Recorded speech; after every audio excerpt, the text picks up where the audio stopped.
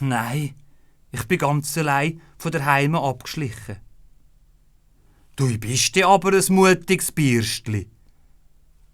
Mit einem verlegenen Blick habe ich die in meine Jackentasche gelenkt und habe einen Spitzbub für ihn genommen.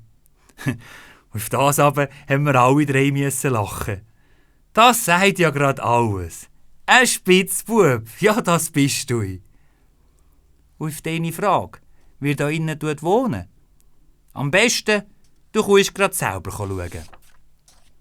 Ganz gewundrig bin ich mit grossen, ja glänzenden Augen in der Stube vom Knusperhäsli gestanden. Und um ein Haar wär mir fast noch der Weihnachtstee aus der Hand gefallen. Ich bin kaum mehr zum Staunen uns gekommen. Nicht nur eine, nein, 2, 3, 4, 5, 6, 7, 8, 9, 10, 20, 30, ja! Ich konnte sie kaum zählen. In jedem Ecken ist einer gestanden. Auf dem Fenstersims, auf dem Ofenbänkli, Stubentisch, im offenen Schrank. Dort ein ganzes Regal voll in unterschiedlichsten Farben, Grössen und Formen. Mit verschiedensten Ausdrücken, mal gross, mal klein dicker und dann wieder dünner. Der eine mit einem grösseren Lachen und der andere etwas nachdenklicher.